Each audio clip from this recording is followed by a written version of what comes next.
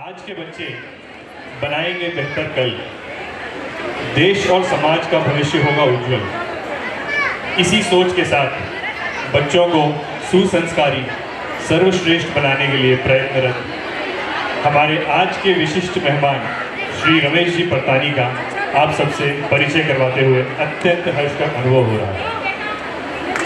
Electronics में post graduate degree प्राप्त 69 वर्षीय हैदराबाद निवासी रमेश जी अंतर्राष्ट्रीय बाल मस्तिष्क विकास विशेषज्ञ, प्रबंधन एवं आध्यात्मिक प्रशिक्षक तथा परामर्शदाता हैं। कौशल्या जीनियस किड प्रोग्राम, रू एजुकेशन प्राइवेट लिमिटेड एवं कौशल्या ग्लोबल स्कूल, इन संस्थाओं द्वारा आप श्री ने मनुष्यों में, परिवारों में, संस्थाओं में एवं संगठनों में अधिकाधिक श्रेष्ठतम गुणों का संचार कर रहे हैं।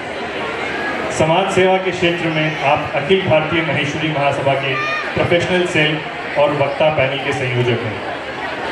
हैदराबाद स्थित महेश फाउंडेशन के आप अध्यक्ष रह चुके हैं।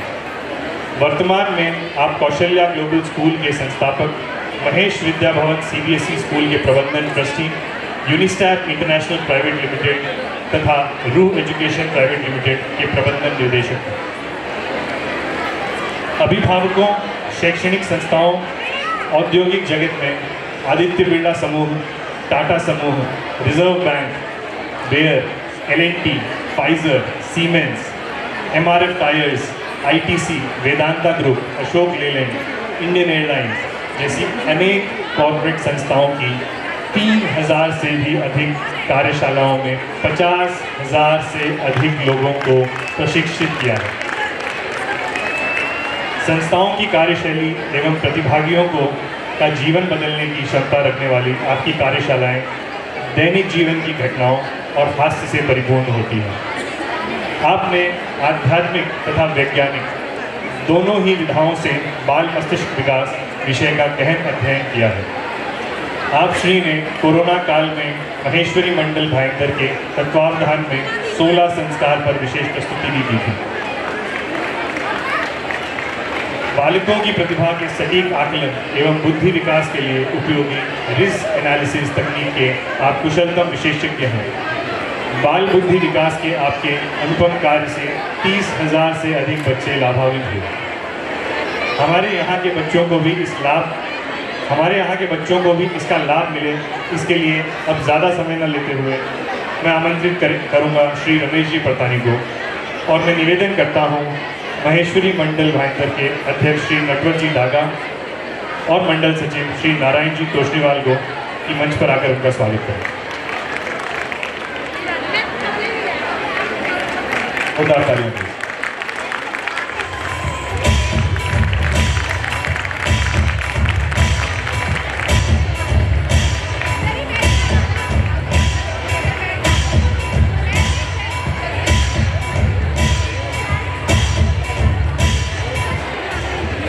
मैं निवेदन करूंगा मंडल अध्यक्ष श्री नटवर जी डागा से कि वो 2 शब्दों से समाज को संबोधित करें।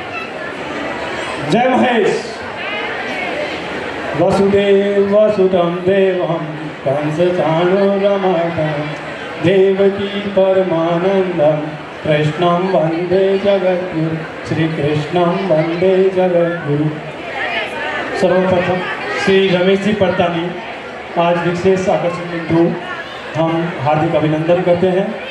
साथ में मेरे सभी कार्यकर्ता साथी, महिला, युवा, ट्रस्ट बोर्ड, समाज परिवार के सभी सदस्यगण जो आज भारी बारिश के कारण होने के कारण बावजूद भी यहाँ पधारे, सबका हृदय से अभिनंदन, आभार।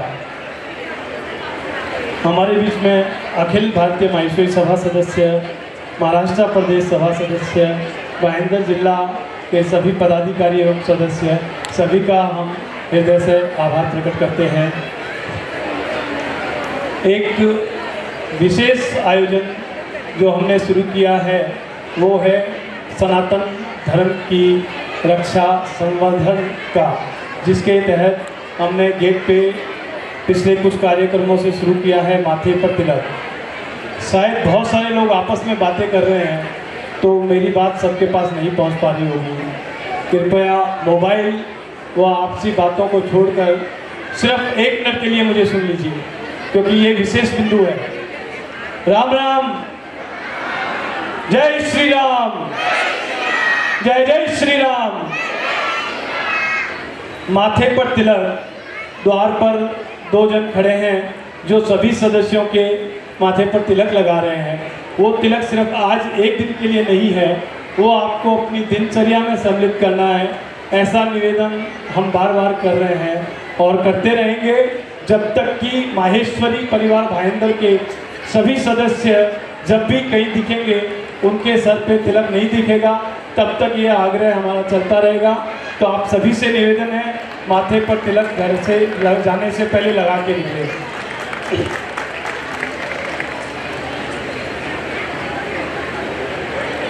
अपना माहेश्वरी मंडल भाईंदर के तत्वावधान में पहला अंतर्राष्ट्रीय यात्रा का एक आयोजन किया गया है। यह यात्रा दुबई के लिए है, जो 12 मार्च से 17 मार्च के लिए है। इसमें कुछ सदस्य ऐसे हैं जो संकोचवश आ नहीं पा रहे हैं कि बड़े बुजुर्ग लोगों के साथ में हम अपने आप को कैसे एडजस्ट करेंगे। तो मैं उनको ये आश्वासित करता हूँ कि हम उनके लिए सुव्यवस्थित व्यवस्था करेंगे, जिससे वो अपने तरीके से एंजॉय कर सके और हमारे बड़े लोग अपने तरीके से एंजॉय कर सकते हैं। तो आप जो भी सदस्य सम्मिलित होना चाहता है वो सम्मिलित हो सकता है। और एक लास्ट में निवेदन करते हुए कि सभी लोग छप्पन भोग का दर्शन अवश्य करें। और आज व्यवस्था बरसात के कारण थोड़ी आगे पीछे हुई है, उसके लिए हम क्षमा प्रार्थी हैं। सभी का पुनः अभिनंदन, आभार। अब मैं रमेश जी परतानी से कहूँगा कि वो अपने कार्यक्रम को आगे बढ़ाएं। रमेश जी परतानी, जोरदार तालियों से स्वागत करें।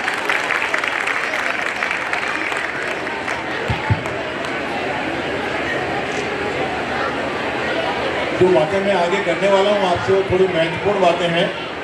तो मैं चाहता हूँ कि 30 सेकंड के लिए आप आंखें बंद करें, एक संकल्प लेकर, सीखने का संकल्प लेकर फिर अपनी बात शुरू करता हूँ। इसलिए वो सांस छोड़ते समय ओम का उच्चारण करेंगे हम 3 बार साथ में। गहरी सांस लें।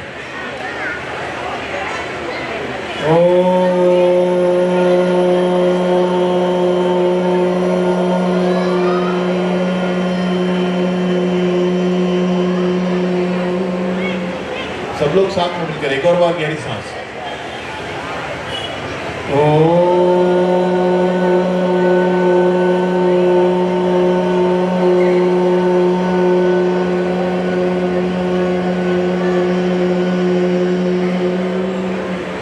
हॉल गूंजना चाहिए, गहरी सांस लें।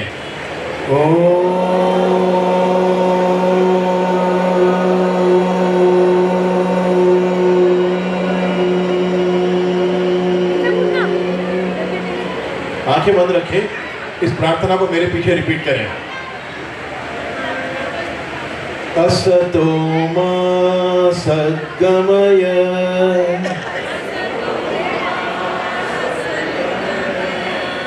तमसो मा ज्योतिर्गमय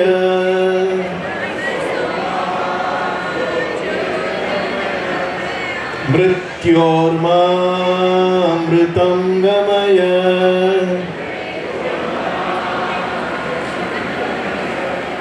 ओम शांति शांति शांति।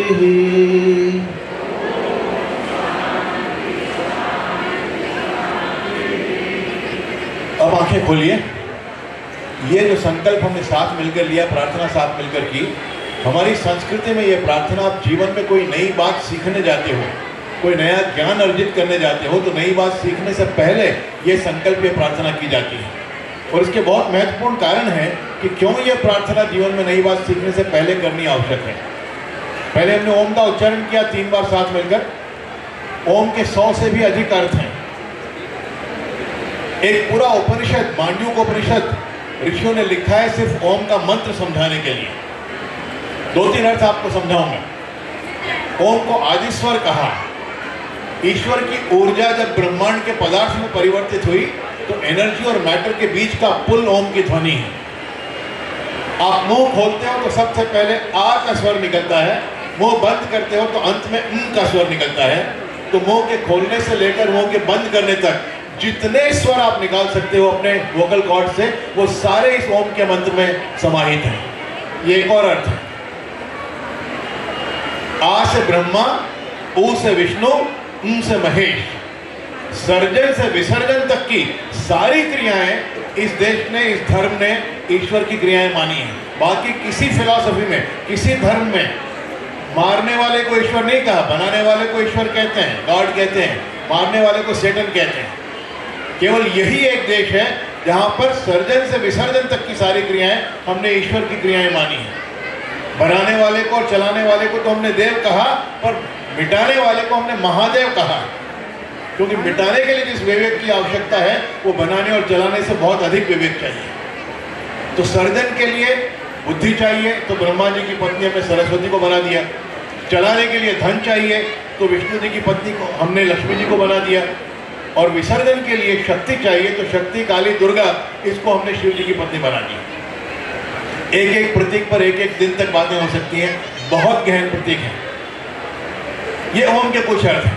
पहली पंक्ति हमने जो प्रार्थना में की, असतो मां सद्गमय। असत का अर्थ है असत्य, अनरियल, और सत का अर्थ है रियल। कि हे ईश्वर, मुझे असत्य से सत्य की ओर लेकर चलो। क्यों कहा ऋषियों ने कि ज्ञान सीखने से पहले ये प्रार्थना करनी आवश्यक है, पहली पंक्ति? इसलिए कहा क्योंकि ये जो ब्रह्मांड है जिसमें हम रहते हैं, ये वास्तव में असत्य है। हम इस असत्य को सत्य समझने की भूल करते हैं और सत्य को मिस कर देते हैं। दो तीन उदाहरण देकर अपनी बात स्पष्ट करूंगा। ये जो कारपेट है बीच में, इस कारपेट का क्या रंग है? लाल लाल दिखाई देता है। और सत्य यह है कि सफेद प्रकाश के 7 रंग इस कारपेट पर गिरते हैं, तो उन 7 रंगों में से केवल एक रंग लाल ये कारपेट स्वीकार नहीं करता है, रिजेक्ट कर देता है। बाकी 6 रंग इस कारपेट में रहते हैं। हमें वो 6 रंग दिखाई नहीं देते जो इस कारपेट का हिस्सा है। हम एक रंग देखते हैं, लाल, जो इस कारपेट ने स्वीकार ही नहीं किया, इसका हिस्सा नहीं है। ये है सत्य को सत्य समझने की भूल करना, सत्य को मिस कर देना। पृथ्वी को देखिए, आपको सपाट, फ्लैट नजर आएगी। और ज्योग्राफी के लिए हिंदी में, मराठी में, तेलुगु में, तमिल में, संस्कृत में ज्योग्राफी के लिए क्या शब्द है? भूगोल। भू मतलब पृथ्वी, गोल मतलब राउंड। हजारों वर्ष पहले इस देश के मनुष्यों को पता था कि पृथ्वी गोल है, और इसलिए एनवायरमेंटल साइंसेस के सब्जेक्ट का नाम उन्होंने दिया भूगोल। पर हमें दिखाई देती फ्लैट है। यह है असत्य को सत्य समझने की भूल करना, सत्य को मिस कर देना। सूर्य को पूर्व से उगता हुआ देखते हैं सवेरे, शाम को पश्चिम में जाकर ढल जाता है। और सत्य यह है कि सूर्य न उगता है न ढलता है, सूर्य स्थिर है। पृथ्वी घूमती है पश्चिम से पूर्व की ओर। हमें पृथ्वी घूमती हुई दिखाई नहीं देती पश्चिम से पूर्व की ओर, हम सूर्य को घूमता हुआ देखते हैं पूर्व से पश्चिम की ओर। यह असत्य को सत्य समझने की भूल करना और सत्य को मिस कर देना। इसलिए ऋषियों ने कहा कि नया ज्ञान सीखने जाओ तो पहले संकल्प करो असतो मां सद्गमय, कि हे ईश्वर, ये ज्ञान मुझे जीवन के असत्य में सत्य को समझने की शक्ति दे। यही एजुकेशन का पर्पस है, ज्ञान का पर्पस है। बाकी सब क्वालिफिकेशन है। जो स्कूल, कॉलेज, यूनिवर्सिटीज में पढ़ते हैं, डिग्री मिल जाती है, अपने विजिटिंग कार्ड पे नाम के आगे वो छोटे छोटे अक्षर छपा लेते हैं, वो क्वालिफिकेशन है। वो क्वालिफिकेशन आपको जीवन के असत्य में सत्य को समझने की शक्ति नहीं देता है, ज्ञान देता है, एजुकेशन देता है। दूसरी पंक्ति पहली वाली से गहरी, तमसो मां ज्योतिर्गमय। तमस का अर्थ है अंधकार और ज्योति अर्थ है प्रकाश। अंधकार प्रतीक है अज्ञान का और प्रकाश प्रतीक है ज्ञान का। तो वास्तविक संकल्प है कि हे ईश्वर, मुझे अज्ञान से ज्ञान की ओर लेकर चलो। क्यों कहा ऋषियों ने कि यह संकल्प आवश्यक है नया ज्ञान सीखने से पहले? इसलिए कहा कि मनुष्य में एक बीमारी है और पढ़े लिखे मनुष्यों में यह बीमारी अधिक है। इस बीमारी का नाम ऋषियों ने दिया आई नो। मैं सब जानता हूं, मुझे नई बात कोई सिखा ही नहीं सकता, सर्वज्ञ है। ये अहंकार हो हमारे छोटे से सीमित ज्ञान का कि हम सब जानते हैं, तो फिर नया ज्ञान आप में से बह ही नहीं सकता। ज्ञान आपको भिगो सके, ज्ञान की अनुकंपा आप पर हो, इसकी पहली अनिवार्य शर्त यह है कि हम समझें कि कुछ है जो हम जानते हैं और बहुत कुछ है जो हम नहीं जानते। अपने अज्ञान से परिचित होना ज्ञान पाने की दिशा में पहली सीढ़ी है। तीसरी पंक्ति दोनों से गहरी, मृत्योर्मा अमृतम गमय। अब इस पंक्ति का अर्थ मैं समझाने जाऊंगा तो ये घंटे भर का जो समय नटवर जी ने दिया है प्रार्थना करने में निकल जाएगा। जो बात में करने आया हूँ वो प्रारंभ ही नहीं होगी। तो will gloss over the meaning of this line. ओम शांति शांति शांति, सारे विश्व में शांति हो, ये संकल्प हमने किया साथ में। आपको कुछ बोलना है? हेलो, पीछे खड़े हुए सभी लोगों से निवेदन है, कृपया पीछे खड़े हुए सभी लोगों से निवेदन है, कृपया स्थान ग्रहण करें। कार्यकर्ताओं की कार्य के लिए उनका सम्मान करें, कृपया स्थान ग्रहण करें। और पीछे कुछ लोग बातें कर रहे हैं जिनकी वजह से जो ये इम्पोर्टेंट सेंसन है उसमें बाधा हो रही है, वो लोग सुन नहीं पा रहे हैं। तो कृपया आपसी बातें ना करके इन्हें सुनिए। ये हैदराबाद से स्पेशल आए हैं अपने कार्यक्रम के लिए, हैदराबाद से स्पेशल अपने कार्यक्रम के लिए आए, इन्हें सुनिए, कृपया स्थान ग्रहण करिए। आगे भी बहुत सीटें खाली है, आगे भी काफी सीटें खाली है, आगे आ जाइए प्लीज। पीछे खड़े हुए सभी सदस्य कृपया स्थान ग्रहण करें और आपसी बातें कृपया ना करें। सॉरी। थैंक यू नटवर जी। अगले घंटे भर में मैं आपको जो कुछ बोलने वाला हूं वो आपने जीवन में पहले कभी नहीं सुना होगा, और वो आपके जीवन की सबसे महत्वपूर्ण जो जिम्मेदारी है पेरेंटिंग की, उस जिम्मेदारी को पूरा करने की दिशा में आपको बहुत आगे बढ़ाएगा। तो मेरा आग्रह है कि थोड़ा ध्यान से अगले 45-50 मिनट 55 मिनट में जो कहूँगा मेरी बातें सुने। एक प्रोजेक्ट है जो अखिल भारतवर्षीय माहेश्वरी महासभा ने अपने 30वें सत्र में लिया और मुझे उसका संयोजक नियुक्त किया, मुझे उसका क्रियान्वयन के लिए मुझे उसका अधिकार दिया। इस प्रोजेक्ट का नाम है, Narendra can we have the first slide, first slide. इस प्रोजेक्ट का नाम है creating a genius Maheshwari gen next. Gen next मतलब अगली पीढ़ी, अगली पीढ़ी माहेश्वरियों की जीनियस कैसे बनाए, इसका प्रोजेक्ट का नाम है। इसका पूरा क्रियान्वयन का जिम्मा मुझे दिया है। अब आप सोचोगे कि पूरी पीढ़ी जीनियस कैसे बन सकती है, जीनियस तो लाखों में कोई एक आधा होता है, तो पूरी पीढ़ी जीनियस कैसे बन सकती है? जीनियस हर बालक बनने की संभावना लेकर ही पैदा होता है, हर बालक जीनियस बनने का पूरा पोटेंशियल लेकर पैदा होता है। और यदि वो जीनियस नहीं बनता है तो केवल इसलिए नहीं बनता है कि माँ को पता नहीं है कि मेरे बच्चे को जीनियस बनाने के लिए मुझे क्या करना है, पिता को पता नहीं है कि मुझे अपने बच्चे को जीनियस बनाने के लिए क्या करना है। पता होता तो वो कर ही लेते। ये बात जो हम मिस कर रहे हैं, इस बात को ढंग से समझाने के लिए ये सारा प्रोजेक्ट लिया हुआ है। हर बच्चा जीनियस बन सकता है, और माहेश्वरी तो आधे जीनियस वैसे ही है।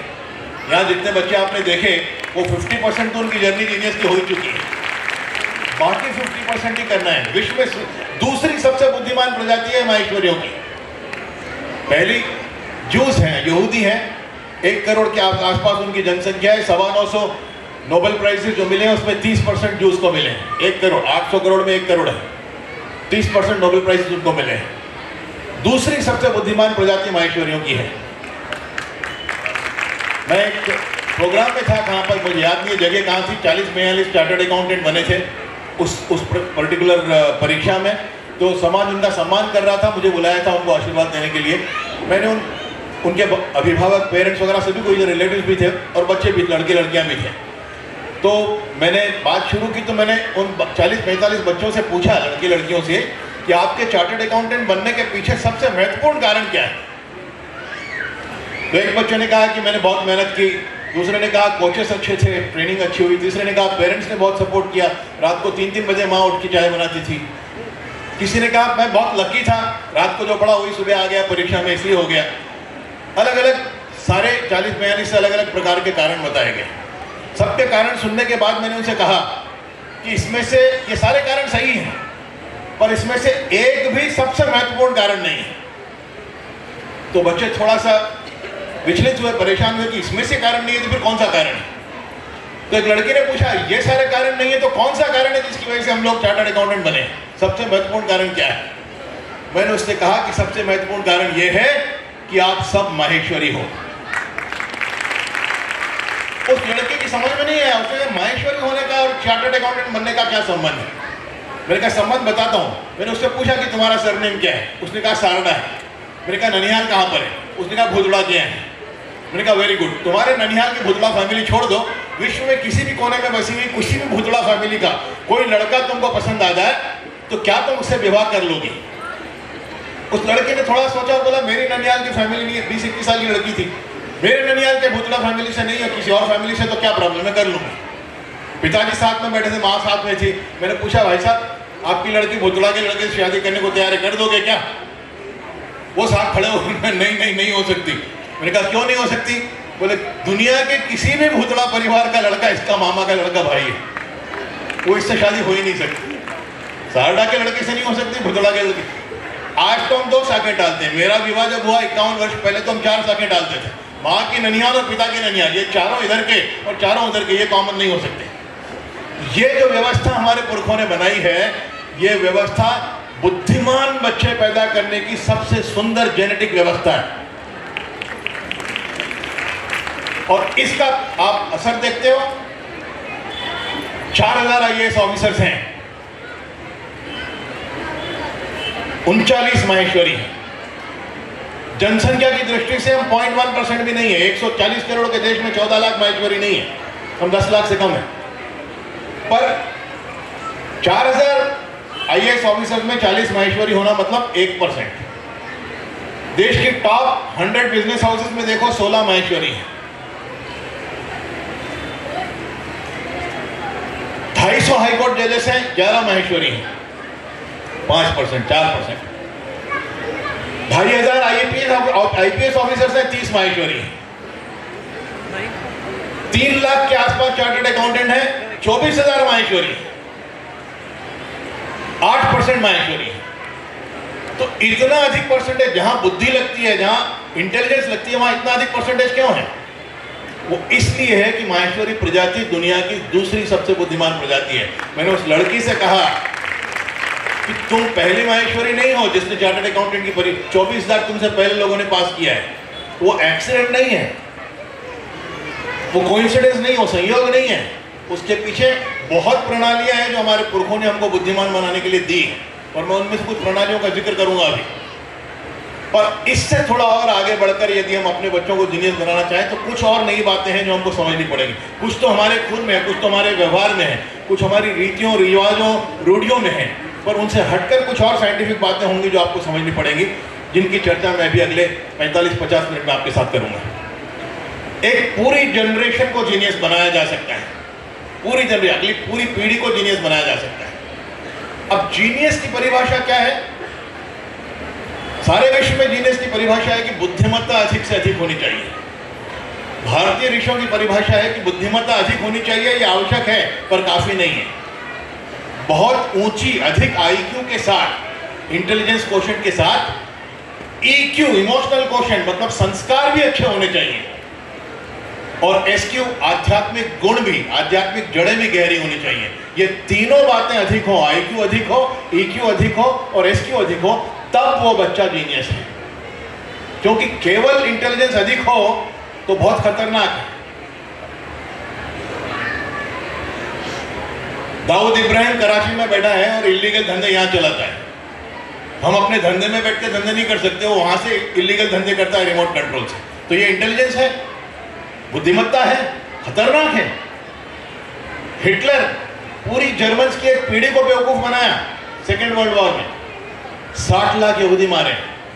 बहुत इंटेलिजेंट था, बहुत खतरनाक था। हमारे दक्षिण में एक वीरप्पन साहब थे, 3 स्टेट्स की पुलिस उनके पीछे भागती रही, जिंदगी भर भगाते रहे। बहुत इंटेलिजेंट थे, बहुत खतरनाक थे। तो IQ अधिक होना काफी नहीं है, संस्कार गहरे होने वो भी बहुत जरूरी है। EQ, इमोशनल क्वोशेंट, ये ऊंचा होना जरूरी है, और आध्यात्मिक जड़ें गहरी होनी, स्पिरिचुअल क्वोशेंट, ये अधिक होना, ये तीनों का कॉम्बिनेशन जीनियस है।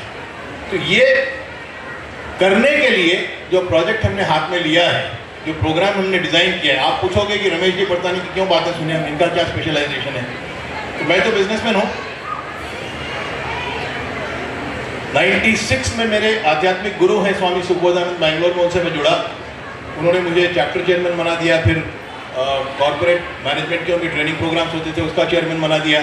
बहुत से ट्रेनिंग प्रोग्राम मैंने 3,500-4 हज़ार ट्रेनिंग प्रोग्राम कम से कम 30-35 देशों में, दुनिया की बड़ी बड़ी कंपनीज में किए, मल्टीनेशनल कंपनीज में, भारत की तो हर कंपनी में किए हैं। तो उससे जो रेवेन्यू आती थी, इंटरनेशनल प्रोग्राम्स में डॉलर्स की रेवेन्यू आती थी, तो रेवेन्यू थोड़ी ज़्यादा थी। और हमारे गुरुजी का एक प्रोसेस है कि उसमें से एक परसेंटेज वो ट्रेनर को देते हैं। मुझे लेना नहीं था और उनको देना आवश्यक था, तो हमने एक रास्ता निकाला। मेरी माँ की मृत्यु हुई थी, तो हमने एक ट्रस्ट क्रिएट किया और उस ट्रस्ट में उनके सारे पैसे लेने लगे जो मेरा शेयर था। उस ट्रस्ट में कुछ पैसे जमा हो गए, तो फिर हमने सोचा 2007 में कि एक स्कूल शुरू करेंगे। अब माँ का नाम लगाना था स्कूल में, तो फिर इच्छा ये थी कि दुनिया की बेस्ट टेक्नोलॉजी लाए हैं स्कूल में। तो फिर मैंने एक मैनेजमेंट एजेंसी को अपॉइंट किया ये पता करने के लिए कि दुनिया में बुद्धिमत्ता बढ़ाने के लिए, ब्रेन डेवलपमेंट के लिए सबसे अच्छा सिस्टम कहाँ पर है। तो उसने रिसर्च करके मुझे एक साइंटिस्ट का नाम दिया अमेरिका में, फिलाडेल्फिया में, ग्लेन डोमन नाम है, अभी नेट में कभी आप सर्च कर लेना कि वहाँ पर सबसे अच्छा सिस्टम है जीनियस बच्चे बनाने का। तो मैंने एक प्रिंसिपल अपॉइंट की, उसको भेजा ट्रेनिंग के लिए फिलाडेल्फिया। वो गई, ट्रेन होकर आई, उसने 2 स्कूल स्टार्ट की पहले साल में, अच्छी चलने लगी तो दूसरे साल में तीसरी स्टार्ट हो गई, तीसरे साल में चौथी स्टार्ट हो गई। उसको लगा है बिजनेस बहुत अच्छा है, तो तीसरे साल में उसने मुझे छोड़ दिया। अब वो 4 स्कूल मेरे गले में आ गई, मुझे पता नहीं था स्कूल्स के बारे में कुछ भी, तो मुझे लगा बिना स्वयं मरे स्वर्ग दिखने वाला नहीं है। तो मैं स्वयं गया फिलाडेल्फिया और मैंने उससे सारी वो टेक्नोलॉजी सीखी ग्लेन डोमन से। उसने जितना मुझे सिखाया मुझे उससे ज़्यादा समझ में आया, क्योंकि वो सारी साइंटिफिक बातें जो विज्ञान की भाषा में वो कर रहा था, वो उससे पहले से आध्यात्म की भाषा में मुझे पता थी, मेरे गुरु जी के द्वारा सिखाई गई। तो मैंने जितना उसने सिखाया उससे मैंने ज़्यादा सीखा उससे। फिर वो सब टेक्नोलॉजी हमने स्कूल में आकर शुरू की। एक प्रश्न था मेरे मन में जिसका उसके पास उत्तर नहीं था। मैंने पूछा ग्लेन से कि ये जो टेक्नोलॉजी, आप वहाँ उसका कैंपस में 300-400 जीनियस बच्चे रहते हैं किसी भी समय। मैंने कहा जीनियस बच्चे तो बनते हुए दिखते हैं, लेकिन सारे बच्चों के लिए एक ही टेक्नोलॉजी कैसे काम आती है? 2 बच्चे एक जैसे तो होते नहीं हैं। तो उसने कहा कि ये सब्जेक्ट मेरे रिसर्च का नहीं है, मैंने सिर्फ टेक्नोलॉजी बनाई और सब पे काम करते हैं, किसी के लिए कम किसी के लिए ज़्यादा, पर इंटेलिजेंट सब बनते हैं। वो एक प्रश्न मेरे दिमाग में था कि हर बच्चे के लिए एक ही टेक्नोलॉजी कैसे काम आती है। तो 2006 से 2011, 12, 13 के बीच में कम से कम 150 बार मैं सिंगापुर, मलेशिया गया होऊंगा अपने कॉर्पोरेट ट्रेनिंग प्रोग्राम्स में। एक प्रोग्राम था वहाँ पर, एक साइंटिस्ट इनॉग्रेट करने के लिए आया था मलेशिया में, और इनॉग्रेट किया उसने और संकोच वश बैठ गया प्रोग्राम में कि रिबन काट के चले कैसे जाऊँ, तो घंटा भर बैठ गया। पहला सेशन उसने सुना मेरा, उसको बहुत इंटरेस्टिंग लगा, तो वो दिन भर बैठ गया। शाम को उसने पूछा मुझसे कि मैं कल भी आना चाहता हूँ, 2 दिन का वर्कशॉप था। मैंने कहा आइए आप, तो अगले दिन भी आया। तो लास्ट सेशन के पहले का जो सेशन होता है उसमें हम पूरा दिमाग कैसे यूज़ करें कॉर्पोरेट मैनेजमेंट में अपने बिजनेस को मैनेज करने के लिए, ऐसा एक सेशन होता है होल ब्रेन थियोरी। तो उसमें 1981 की नोबेल प्राइज विनिंग थियोरी है। 4 क्वाड्रेंट्स की बात होती है, लेफ्ट ब्रेन में 2 क्वाड्रेंट, राइट ब्रेन में 2 क्वाड्रेंट, और चारों को कैसे एक्टिवेट करके यूज़ किया जाता है बिजनेस में, ये उसका संक्षेप में उस सेशन का पूरा मूल तत्व है। वो बहुत ध्यान से मेरी बातें सुन रहा था, और जैसे सेशन खत्म हुआ मेरे पास आया और उसने बोला कि आपने 1981 की थ्योरी बोल रहे हो 4 हिस्सों की ब्रेन में। अब ब्रेन में हम कुछ साइंटिस्ट हैं जिन्होंने मिलकर 10 हिस्से पहचाने हैं, और 10 हिस्सों की सारी टेक्नोलॉजी हमारे पास है, इसका सॉफ्टवेयर हमारे पास है। और वो खुद उस ग्रुप में का एक साइंटिस्ट था। तो मैंने कहा मेरे ऊपर टेस्ट करके बताओ कि मेरे ब्रेन के 10 हिस्सों में क्या टैलेंट है। तो उसने बताया मुझे, और 99% वो सही था। तो मैंने उससे रिक्वेस्ट की कि मेरी माँ की एक स्कूल है, मेरे माँ के ट्रस्ट में, तो क्या मैं टेक्नोलॉजी आप मुझे दोगे? तो उसने दिया मुझे ट्रेन भी किया, और फिर वो टेक्नोलॉजी पिछले 11 साल से हम यूज़ कर रहे हैं। ये हर बच्चे, इस टेक्नोलॉजी को मैं समझाऊंगा थोड़ी देर में आपको, कि हर बच्चे में विशेष प्रतिभा क्या है, वो किस दिशा में जीनियस बन सकता है, ये पहचानने की टेक्नोलॉजी है। ब्रेन डेवलपमेंट कैसे किया जाए, वो ग्लेन डोमन की टेक्नोलॉजी थी। हर बच्चे का प्रतिभा पहचानने की टेक्नोलॉजी ये इस साइंटिस्ट प्रोफेसर ली की टेक्नोलॉजी थी। और आध्यात्मिक हमारे पास जो सिस्टम है ब्रेन डेवलपमेंट के, वो सारी मेरे गुरुजी से सीखी हुई है।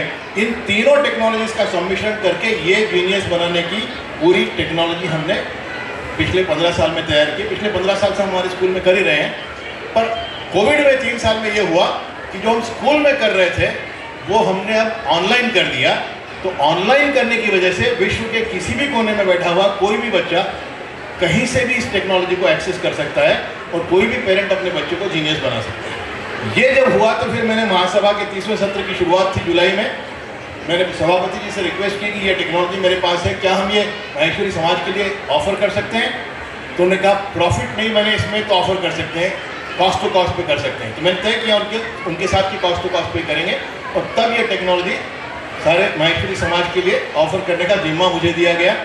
4-5 जगह ये ऑलरेडी रायपुर में लॉन्च हुआ था 15 अगस्त को, उसके बाद इंदौर में हुआ, उसके बाद जालना में हुआ, उसके बाद हैदराबाद में हुआ, और अब दिसंबर में कई जगह पे 8-10 लोकेशन पे इसका प्रचार प्रसार होगा। और 71 जिले हैं देश के, 71 डिस्ट्रिक्ट, जहाँ पर 87% माहेश्वरी पॉपुलेशन रहती है।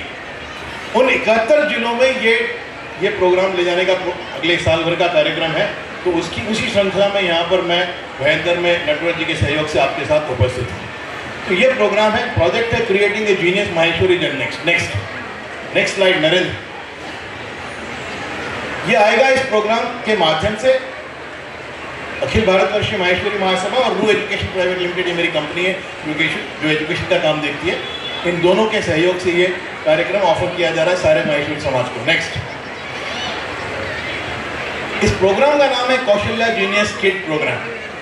ये ऑनलाइन प्रोग्राम है, कौशल्या मेरी माँ का नाम है, और क्योंकि हर बच्चे को जीनियस बनाया जा सकता है इसलिए ऑनलाइन किया है। नेक्स्ट,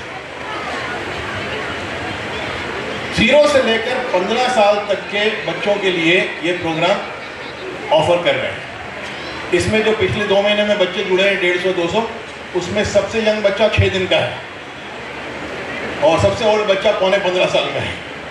तो किसी भी एज में 0 से 15 के बीच में कोई भी बच्चा कभी भी जुड़ सकता है।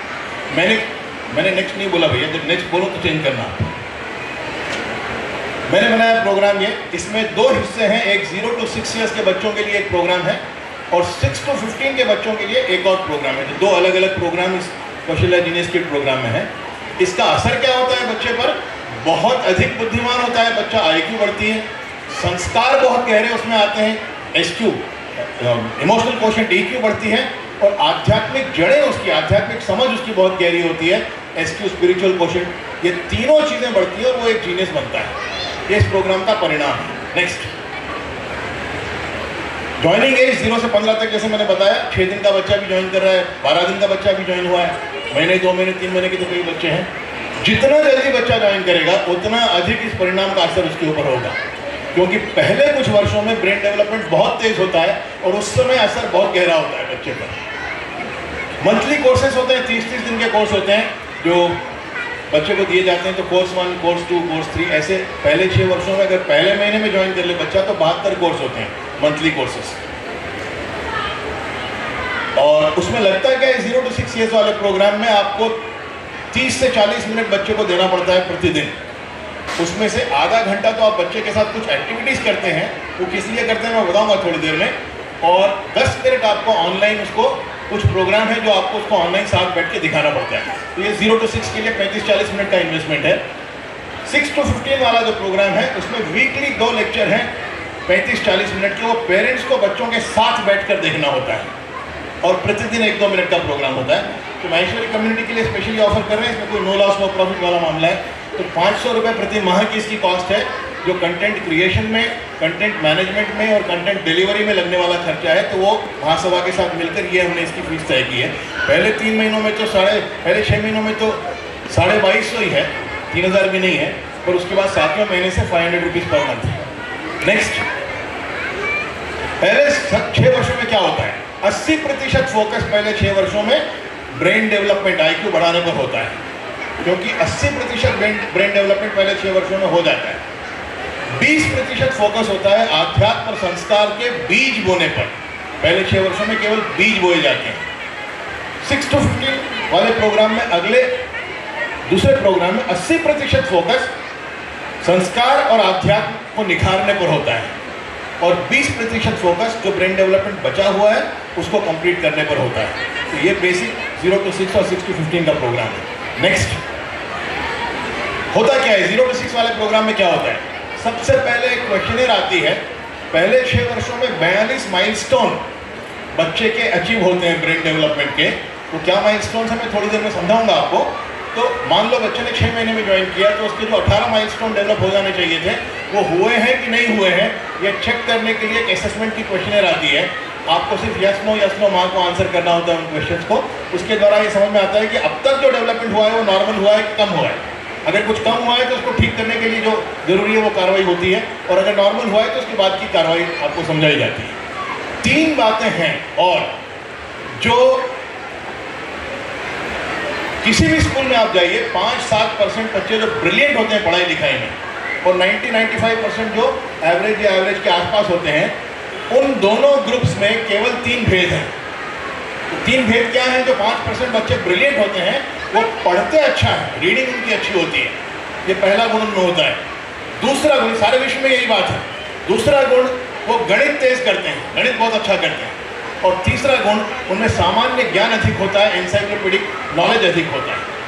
ये 3 बातें, रीडिंग, मैथ और एनसाइक्लोपीडिक नॉलेज, यदि ये 3 बातें आप पहले 6 साल में किसी भी बच्चे को सिखा दो तो वो बच्चा ब्रिलियंट ही होगा। वो साधारण हो ही नहीं सकता। और ये प्रोग्राम पहले 6 वर्षों में ये 3 बातें सिखाता है। 6 महीने की उम्र से 7 महीने की उम्र से रीडिंग प्रोग्राम शुरू होता है, और उस रीडिंग प्रोग्राम को आप ठीक से करो तो 4 साल की उम्र में वो बच्चा अखबार पढ़ने लगता है। न्यूज़पेपर पढ़कर समझना, केवल पढ़ता नहीं, न्यूज़पेपर पढ़ता भी और समझता भी। ये 4 साढ़े 4 साल की उम्र में वो कर सकते हैं। गणित 8 महीने की उम्र में शुरू होता है, 12 महीने की उम्र तक वो एडिशन, सब्ट्रैक्शन, मल्टीप्लिकेशन, डिवीजन करने लगता है। अभी आप सोचोगे, आपको कल्पना भी नहीं कर सकते कि 7 महीने का बच्चा पढ़ना कैसे शुरू करेगा। तो अधिकतर माएँ मुझसे ये पूछती है कि 7 महीने में तो बच्चा बात ही नहीं कर सकता, तो पढ़ कैसे सकता है। बात करना, बोलना और पढ़ना ये 2 अलग अलग चीज़ें हैं। आप सुबह अखबार पढ़ते हो तो अखबार बोलते नहीं हो, आप केवल, आपका दिमाग, आपका ब्रेन शब्दों को, वाक्यों को पहचानता है, उसका अर्थ समझता है, ये पढ़ना है। और ये 7 महीने का बच्चा कर सकता है, बोल नहीं पाता पर पढ़ सकता है। और वैसे ही गणित 8 महीने का बच्चा सीख सकता है। और 5-6 साल का जब तक हो जाएगा तब तक वो 4ठी, 5वीं, 6ठी में जो गणित आएगा वो सब उसको आने लग जाएगा स्कूल जाने से पहले ही। एनसाइक्लोपीडिक नॉलेज 8 महीने में शुरू होगा, 12 महीने की उम्र में बच्चा दुनिया के हर देश का झंडा पहचानने लगेगा। उसके अगले साल भर में हर देश की capital, currency, language, religion, population, ये सब बताने लगेगा। और 6 साल का होने तक तो उसको दुनिया भर का ज्ञान उसके दिमाग में आ जाएगा। ये 3 बातें पहले 6 वर्षों में कर ले, हर बच्चा जीनियस बन सकता है, हर बच्चा एकेडमिकली ब्रिलियंट बन सकता है। वो पहले 6 वर्षों में करते हैं। एक जो बात है, IQ, EQ और SQ, आध्यात्म और संस्कार के जो बीज बोने हैं, ये होता है स्टोरी टेलिंग के माध्यम से। 3 से 6 वर्ष के बीच में उनको प्रति सप्ताह 2-2 स्टोरीज, 3-3 स्टोरीज सुनाई जाती हैं। अब स्टोरीज का क्या असर होता है ये आप सुनोगे तो कल्पना आप नहीं कर सकोगे। मैं अपने जीवन की एक बात सुनाता हूँ आपको। मेरी माँ मुझे महाभारत की बहुत सी कहानियाँ सुनाती थी जब मैं छोटा था। अब महाभारत के बारे में आपको क्या पता है मुझे मालूम नहीं है, पर दुनिया का सबसे महत्वपूर्ण ग्रंथ, सबसे महत्वपूर्ण कहानी यदि कोई है तो महाभारत है। रविंद्रनाथ टैगोर को जब नोबेल प्राइज़ मिला गीतांजलि के लिए, वो प्राइज़ लेने गए तो कमेटी वालों ने उनसे प्रश्न किया कि आपकी दृष्टि में दुनिया का सबसे महानतम लेखक आज तक का कौन है, शेक्सपियर है कि कालिदास है? क्योंकि उस वक्त तक ये समझा जाता था कि या तो शेक्सपियर या कालिदास दुनिया का सबसे महत्वपूर्ण लेखक है, सबसे महान लेखक। टैगोर ने देखा उनकी तरफ और कहा दोनों भी नहीं है। आश्चर्य हुआ कमेटी वालों को, उन्होंने कहा कि दोनों नहीं है तो फिर कौन है? टैगोर ने कहा कि वेद व्यास है। कमेटी वालों को वेद व्यास का नाम पता नहीं था, तो उन्होंने पूछा कि वेद व्यास ने क्या लिखा। टैगोर ने कहा कि उन्होंने जो लिखा वो बहुत लंबी लिस्ट है, पर उन्होंने जो एक कहानी लिखी महाभारत की, उसमें जितने चरित्र हैं शेक्सपियर और कालिदास के सारे नाटकों में मिलाकर उतने चरित्र नहीं है। एक ही कहानी में इतने चरित्र हैं, जीवन का हर इमोशन उस कहानी में। तो मेरी माँ महाभारत की कहानियाँ सुनाती थी मुझे, मैं 4-5 साल का था। एक दिन उसने युधिष्ठिर की कहानी सुनाई। युधिष्ठिर तो धर्मराज थे, जीवन में कभी कोई गलत काम किया ही नहीं, सारे अच्छे गुण, सारे जीवन मूल्य उनके अंदर। केवल एक कमजोरी थी, और वो कमजोरी क्या थी? जुआ खेलते थे। और इस एक कमजोरी की वजह से पूरा महाभारत हुआ। दुनिया का पहला विश्व युद्ध, 40 लाख सैनिक मारे गए, केवल 11 योद्धा बचे महाभारत के एंड में, केवल 11 लोग बचे। अगली कई दशकों तक वहां पर स्त्रियों से विवाह करने के लिए पुरुष नहीं थे। इतनी तबाही हुई इसलिए कि एक बहुत अच्छे इंसान में एक कमजोरी थी। मेरी माँ ने कहानी सुनाई मुझे ये, और उसका मुझे अंत में अर्थ समझाया कि तुम में 1000 अच्छे गुण होंगे, यदि एक भी बुराई आ गई तो जिंदगी तबाह करने के लिए काफी है। सुननी बात मन में कहीं बैठ गई। बड़ा हुआ मैं, BSc मैंने हैदराबाद से की, और MSc करने के लिए आपके महाराष्ट्र में एक जिला है जालना, तो मैं जालना गया MSc इलेक्ट्रॉनिक्स करने के लिए। हॉस्टल में रहता था, और वो 72 से 74 के बीच का समय ऐसा था जब गोवा से बहुत से हिप्पी आते थे, उनको पैसों की आवश्यकता होती तो वो ड्रग्स लाकर कॉलेज के बच्चों को बेचते थे। मेरा जो रूममेट था कॉलेज में, हॉस्टल में, वो ड्रग्स लेता था, और वो मुझे बार बार ललचाता था कि तू भी ले, और मैं बार बार मना करता था। एक दिन उसने बहुत क्रिएटिवली मुझे ललचाया। उसने पूछा मुझसे कि तुम कभी कश्मीर गए हो? मैंने कहा हाँ गया हूँ। तो बोले कश्मीर में डल झील देखी है? मैंने कहा देखी है। शिकारे में बैठे हो? मैंने कहा बैठा हूँ। तो कश्मीर की डल झील के शिकारे में बैठकर आसपास की बर्फीली पहाड़ियों को देखने में कितना आनंद आता है? मैंने कहा बहुत आनंद आता है। तो उसने कहा वो जो आनंद आता है उसको 4 से मल्टीप्लाई कर, इतना आनंद इस एक पुड़िया में आएगा। पुड़िया थमा दी मेरे हाथ में ड्रग की, मैं फांकने वाला था, ललचा गया मैं। और जैसे ही फांकने वाला था, मन में बिजली कौन सी माँ की बात याद आई कि 1000 अच्छे गुण होंगे, एक बुरा गुण आ गया तो जिंदगी तबाह करने के लिए काफी। तो यहां तक आई हुई पुड़िया मैंने ड्रॉप की। आपकी कौन सी कहानी आपके बच्चे के किस दिन किस क्षण में उसके काम आएगी, आप कल्पना भी नहीं कर सकते। तो ऐसी कई कहानियां चुन चुनकर 3 से 6 वर्ष की उम्र में वो कहानियां पंचतंत्र की हैं, हितोपदेश की हैं, अपने आध्यात्म की हैं, बहुत सी कहानियां इसमें वो स्टोरी टेलिंग है। और सबसे महत्वपूर्ण जो हिस्सा इस प्रोग्राम का है, वो जो 42 माइलस्टोन्स मैंने कहे कि पहले 6 वर्षों में डेवलप होते हैं, उनको फास्ट डेवलप करने से बुद्धि तेज बढ़ती है। 6 वर्षों में 42 माइलस्टोन डेवलप हो तो एवरेज इंटेलिजेंस होगी।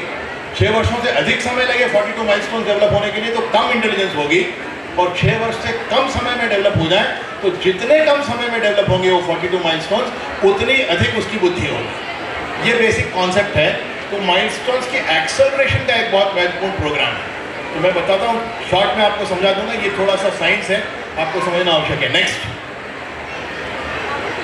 ये 42 माइलस्टोन्स हैं।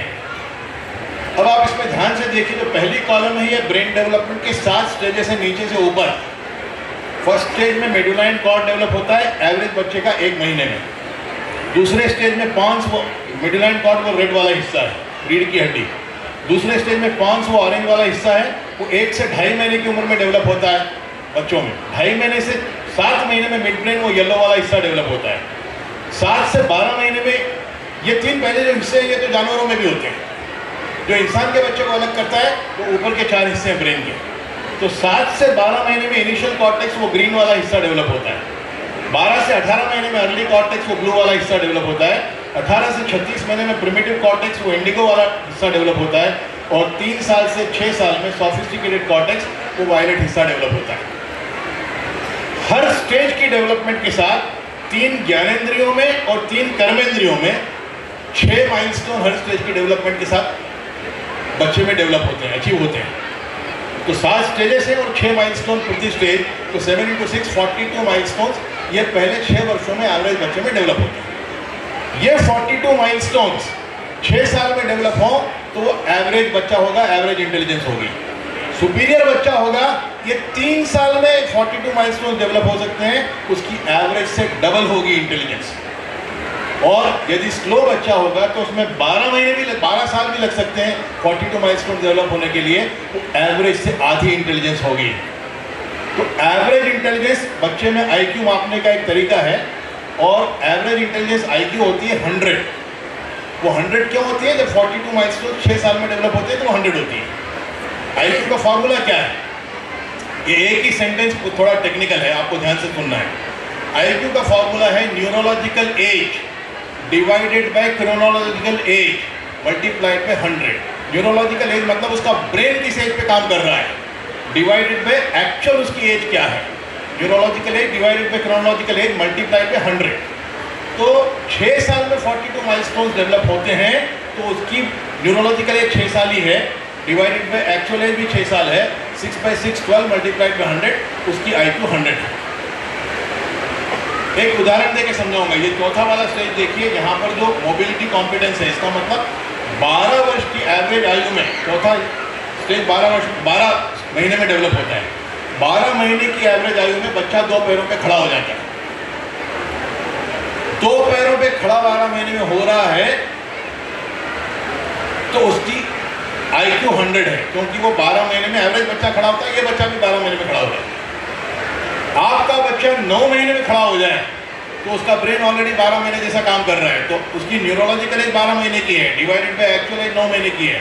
12/9 1.33 मल्टीप्लाइड बाय 100, उसकी आईक्यू 133 है।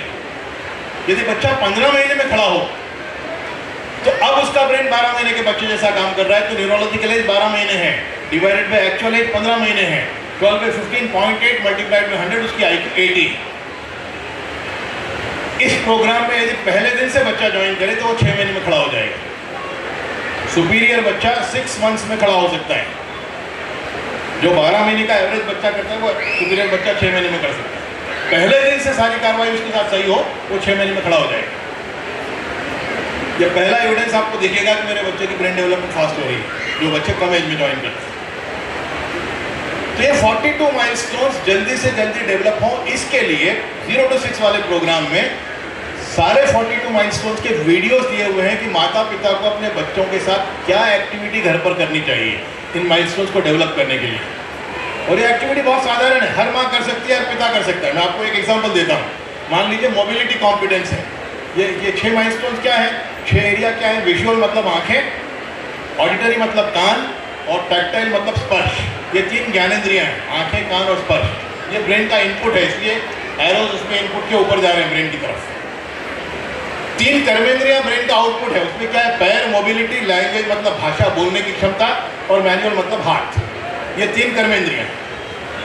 तो ज्ञानेंद्रियों के और कर्मेंद्रियों के 6 माइलस्टोन डेवलप होते हैं। अब एक मोबिलिटी को देख लीजिए, 7 स्टेज में क्या होता है। पहले महीने में जो माइलस्टोन है बच्चे का मोबिलिटी के एरिया में, movement of arms and legs. हाथ हिलता है बच्चे का, पैर हिलते हैं, शरीर नहीं हिलता। बच्चा पैदा होता है तो हाथ और पैर हिलाने की क्षमता लेकर ही पैदा होता है, शरीर नहीं हिलता। अब ईश्वर ने ये क्षमता क्यों दी होगी बच्चे को हाथ और पैर हिलाने की? हम क्या करते हैं, बच्चे को ब्लैंकेट में लपेट देते हैं, हाथ भी अरेस्ट कर लेते हैं, पैर भी अरेस्ट कर लेते हैं, और पीठ के बल उसको हॉस्पिटल में सुला देते हैं, छत घूर रहा है। ये सबसे बड़ा अत्याचार है नवजात शिशु के ऊपर। हाथ और पैर हिलाने की क्षमता इसलिए दी है ईश्वर ने नवजात शिशु को कि आप उसको अधिक से अधिक पेट के बल सुलाओ, और पेट के बल सुलाओगे तो हाथ से जमीन पकड़ेगा, पैर से अपने घुटनों से अपने आप को ढकेलेगा, वो रेंगना शुरू करेगा। रेंगना सबसे पहला एक्सरसाइज है बच्चे का जन्म के बाद में। और जितना अधिक आप उसको रेंगने की सुविधा दोगे, उतनी जल्दी उसकी समझ में आ जाएगा ये पेट को रगड़ते हुए रेंगना मूर्खता है। तो एक दिन पेट उठा लेगा जमीन से, घुटनों और हथेलियों के बल वो घुटने के बल चलना शुरू करेगा। अब एक कमरे में नहीं रहेगा, वो पूरे घर में घूमेगा, पूरे घर में बहुत सी चीज़ें देखेगा, बहुत सी आवाज़ें सुनेगा, और बहुत सी चीज़ों को स्पर्श करेगा। ब्रेन डेवलपमेंट फास्ट होगा, एक दिन वो 6 महीने में खड़ा हो जाएगा। ये पहले 4 माइलस्टोन।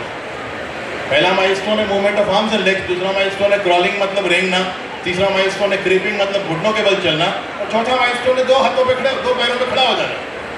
ये 6 महीने में आप कर सकते हो यदि आप सारी बातें सही करो बच्चे के साथ। और जितना अधिक उसको आप चलने की सुविधा दोगे खड़ा होने के बाद में, उतना अधिक वो जल्दी भागने लगेगा। और जितना उसको अलग अलग सरफेस पे, मतलब सूखी ज़मीन पर, गीली ज़मीन पर, उतार पर, चढ़ाव पर, हरियाली पर, कंक्रीट पर, रेती में, हर प्रकार की ज़मीन पर उसको चलने की सुविधा दोगे, वो दौड़ना जल्दी शुरू करेगा।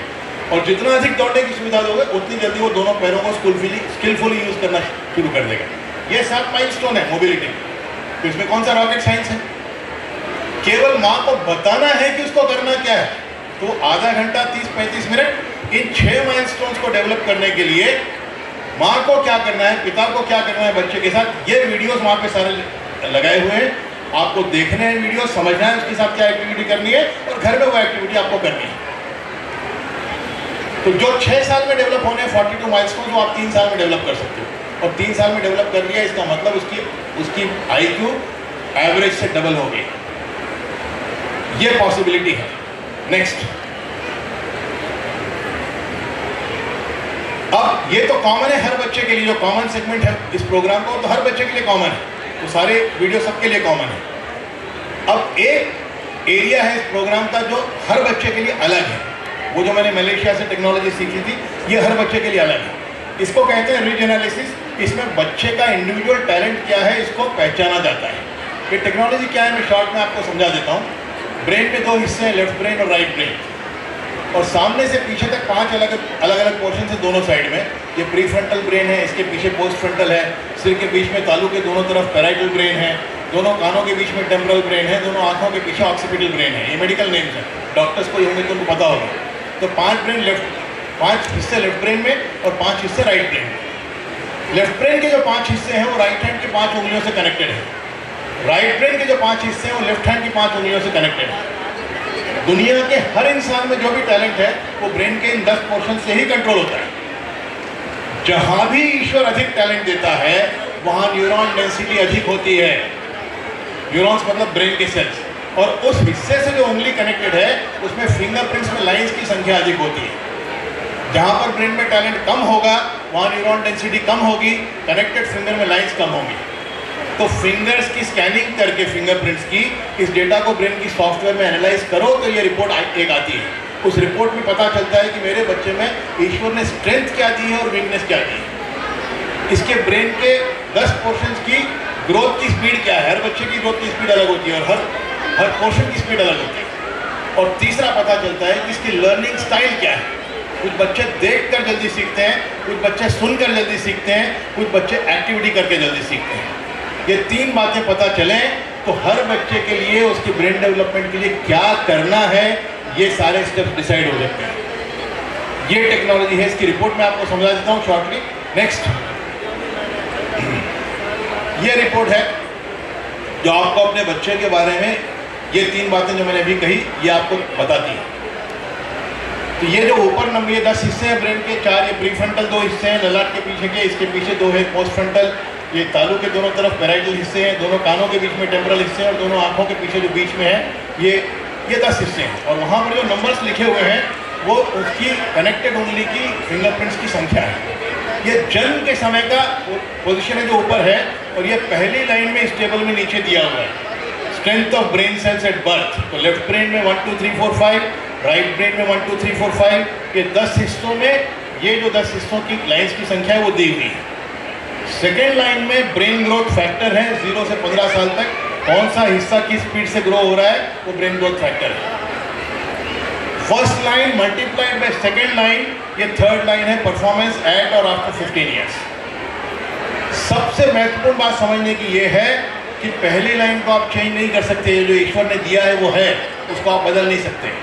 और दूसरी लाइन जो है इसको आप मल्टीप्लाई कर सकते हो और उसको जितना अधिक आप मल्टीप्लाई कर लोगे उतना तीसरी लाइन का परफॉर्मेंस बढ़ जाएगा। तो मल्टीप्लाई करने के लिए क्या एक्टिविटीज़ है ये आपको इस रिपोर्ट की काउंसलिंग में बताई जाएगी। ये इंडिविजुअल हिस्सा है हर बच्चे के लिए अलग। और इससे पहले मैंने जो बातें बताई माइलस्टोन्स के डेवलपमेंट की, या रीडिंग प्रोग्राम या मैथ प्रोग्राम या इंसाइक्लोपीडिक नॉलेज प्रोग्राम, ये हर बच्चे के लिए कॉमन है। ये दोनों मिलकर 0 to 6 ईयर्स का पूरा प्रोग्राम बनता है। ये 0 to 6 की है। नेक्स्ट, ये 6 to 15 वाला कंटेंट है, 6 से 15 के बीच में जो कंटेंट है वो ये है। मैंने कहा 80% यहाँ फोकस आध्यात्म और संस्कार देने पर है, 20% ब्रेन डेवलपमेंट का है। तो इसमें जो कॉमन सेगमेंट है इसमें कई कहानियाँ हैं जिसमें जीवन मूल्य सिखाए जाएंगे। उन मूल्यों को इंटरनलाइज करने के लिए क्या एक्टिविटी करनी है वो एक्टिविटी बताई जाएगी। भारतीय संस्कृति क्या है इसके बारे में सिखाया जाएगा। संस्कृति का आज ट्रेनिंग नहीं है, अधिकतर पेरेंट्स को पता नहीं है कि हमारी संस्कृति में क्या क्या बात है। यहाँ तो काफ़ी चीज़ें मुझे देखने को मिली, पर बहुत ऐसी चीज़ें जो पता नहीं है पेरेंट्स को, तो वो कल्चर प्रोग्राम होगा। Personality development, time management, prioritisation, communication, ये सारा तो होगा ही होगा। जीवन मूल्यों को आत्मसात करने के लिए क्या एक्टिविटीज़ हैं वो दी जाएंगी। देशभक्ति की बातें काफ़ी उसमें सिखाई जाएंगी। लीन लाइफ प्रोग्राम है, बहुत महत्वपूर्ण प्रोग्राम है। मारवाड़ियों को, विशेष करके माहेश्वरियों को एक गाली जैसे शब्द से लोग अधिकतर नवाजते हैं। क्या शब्द है वो बताइए मुझे। हाँ, कंजूस, ये गाली के जैसे यूज करते हैं लोग। और ये इतना अच्छा गुण है कि दुनिया की हर बड़ी कंपनी में, मल्टीनेशनल कंपनीज में इसको पूरा एक प्रोग्राम दिया जाता है। इस मैनेजमेंट की टेक्निक का नाम है लीन मैनेजमेंट। लीन मैनेजमेंट का क्या अर्थ है कि कंपनी की किसी भी गतिविधि में एक नया पैसा भी फालतू खर्च नहीं होना चाहिए, एक क्षण भी फालतू खर्च नहीं होना चाहिए। मशीन का टाइम 100% यूज होना चाहिए, वर्कमैन का टाइम 100% यूज होना चाहिए। इसको लीन मैनेजमेंट कहते हैं। ये लीन लाइफ का प्रोग्राम इस प्रोग्राम का एक महत्वपूर्ण हिस्सा है। आपको एक उदाहरण दो, मान लो आप नहा रहे हो, एक बूंद पानी कम लिया तो नहाना ठीक से नहीं हो, और एक बूंद एक्स्ट्रा ले लिया तो एक बूंद वेस्ट हो गया। जितना चाहिए सही ढंग से नहाने के लिए ठीक उतना पानी लेना, क्योंकि आप अधिक पानी यूज करते हो तो कोई बिना पानी के रह जाता है। जितना भोजन के लिए चाहिए ठीक उतना ही भोजन करना और सही ढंग का भोजन करना, जिससे हेल्थ बने। क्योंकि आप जूठा छोड़ते हो तो कहीं कोई भूखा रहता है। तो वेस्ट जीरो हो, आप बिजली अधिक जलाते हो, आवश्यकता से अधिक जलाते हो तो कहीं कोई अंधेरे में बैठता है। तो पैसा तो आपका है, आप बोलोगे मेरा पैसा लग रहा है, आपका क्या जा रहा है? अरे पैसा आपका है पर रिसोर्स आपका नहीं है। आप अनाज से पैसा खर्चो, पर अनाज को वेस्ट करने का आपको अधिकार नहीं है, बिजली को वेस्ट करने का आपको अधिकार नहीं है, पानी को वेस्ट करने का आपको अधिकार नहीं है, समय को वेस्ट करने का आपको अधिकार नहीं है। तो लीन लाइफ प्रोग्राम इस प्रोग्राम का 6 से 15 वर्ष तक के बच्चों के लिए एक इंपॉर्टेंट हिस्सा है। पब्लिक स्पीकिंग वगैरह ये सब तो है ही है। ये सारा EQ और SQ डेवलप करने के लिए 6 से 15 वर्ष तक ये बहुत सारे प्रोग्राम्स हैं इसके अंदर। नेक्स्ट, जो रीजनलिसिस मैंने बताया कि इंडिविजुअल हिस्सा इसका भी एक है, बच्चे के लिए, हर बच्चे के लिए अलग। वो रिपोर्ट यहाँ भी इन बच्चों की भी होती है, पर इस रिपोर्ट का यूज़ यहाँ पर अलग है। इसका यूज़ क्या है कि अब इस बच्चे के लिए हायर स्टडीज़ क्या होने चाहिए, कौन से एरिया में पढ़ सकता है। मैंने आपको पिछली रिपोर्ट जो बताई आप देखो, उसमें ये हिस्सा मैनेजमेंट का है, ये हिस्सा लीडरशिप का है, बिजनेस मैनेजमेंट और बिजनेस लीडरशिप। दूसरा सेकंड लेफ्ट ब्रेन जो है ये एकेडमिक्स का हिस्सा है, लॉजिक और लैंग्वेज। लॉजिक मतलब मैथ्स और साइंस, लैंग्वेज मतलब हिंदी, इंग्लिश, तेलुगु जो भी आप पढ़ाते हैं। अब एक उदाहरण देता हूँ मैं आपको कि कैसे हम अपने बच्चों को अब्यूज़ करते हैं, कैसे उनको टॉर्चर करते हैं। आज से कुछ वर्ष पहले मैं खामगांव गया था, आपके महाराष्ट्र में खामगांव नाम की जगह। मैंने ये टेस्ट किया वहाँ पर कुछ बच्चों का, तो 14 साल का एक बच्चा था, मैनेजमेंट और लीडरशिप बहुत स्ट्रांग थी, पढ़ाई लिखाई का एरिया बिल्कुल वीक था।